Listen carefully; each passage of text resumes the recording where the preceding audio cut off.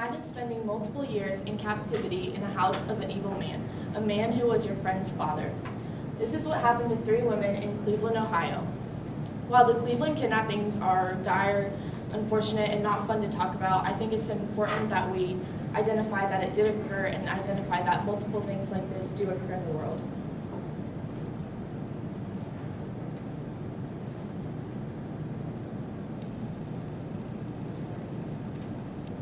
Ever since I was in middle school, I've loved murder mysteries, kidnapping mysteries, anything like that. I've spent countless hours watching documentaries, including the one in Cleveland, including what happened in Cleveland. And in addition to this, I've done research on my own to further my knowledge of this event. Maybe you all aren't like me. Maybe you don't love watching mysteries, you don't like talking about this stuff, but I think when it comes to events like this, we like to be informed about what's happening in America and this world. Kidnapping and rape are not fun to talk about. Unfortunately, it happens a lot more than what we talk about or know about. So Amanda Berry, Gina De Jesus, and Michelle Knight were the 3 women in this situation. Normally it is women, but I think men and women should know that occurrences like this do happen in the world. So today I will provide you with information about the kidnappings, a timeline of the kidnappings, more information into what exactly happened, and the outcome of the 3 women and their captor.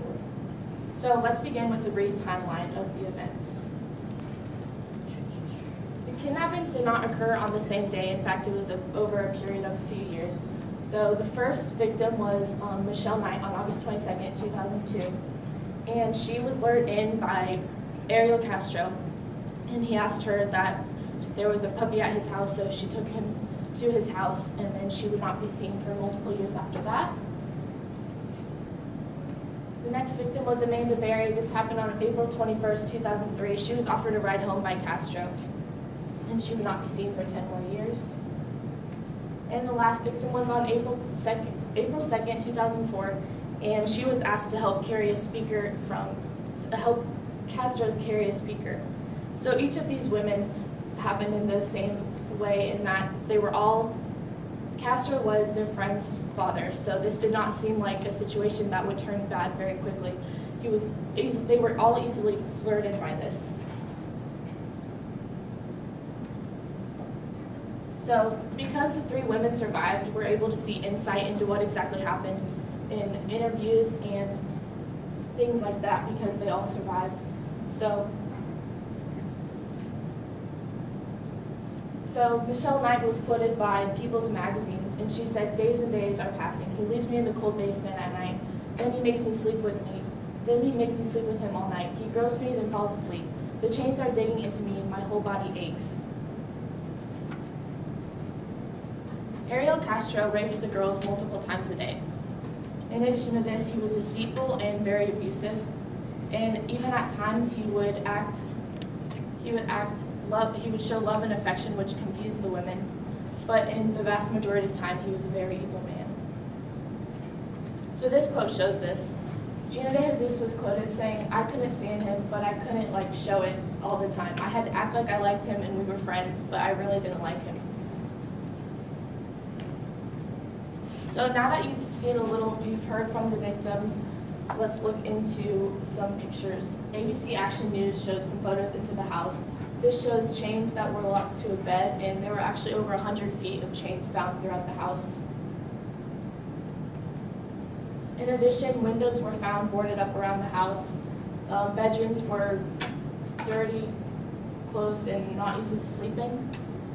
In addition to this, there was only one bathroom, which was on the first floor.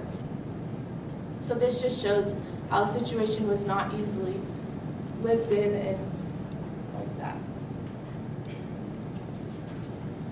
So now that you've heard from the victims, let's talk about the outcomes of the 3 women and Ariel Castro. So all 3 of the women chose to give back after what happened, but Castro was not let off this easily. Castro pleaded guilty to 937 counts of rape and kidnapping. Greg Botello from CNN reported that a month after he was sentenced to life in prison, he committed suicide in his cell, and there was a note left over that was a suicide note, and it included Bible verses on it. So getting into the victims, Amanda Berry, was the first victim. She made the call for all of them to be freed, and she's now working for Cleveland's Fox 8 for missing people. So she's giving back in the people who are still missing, and so she's on a news segment now. Michelle Knight was the first victim to be lured in by Castro, and she's now, she launched Lily's Rays of Hope, which is a foundation that supports victims of domestic violence, child abuse, and trafficking. And Gina De Jesus actually lived silently for a few years after that, but now she joined the Northeast Ohio Amber Alert, and she's doing a lot of things with that. So even though she wasn't accepting it for a number of years, she's now giving back in that way. So all three of the women chose to give back, and they didn't choose to take vengeance on Castro. They chose to give back to people who were in similar situations. So today I provided you with information about the kidnappings, some insight to what exactly happened, and finally what happened with all of the victims and Ariel Castro. And like I said in my introduction, rape and kidnapping are not easy to talk about, but I do think it's important to understand that it does happen, and maybe we can prevent situations like this. I hope you're more aware of it, and so we can prevent situations like I said. Thank you.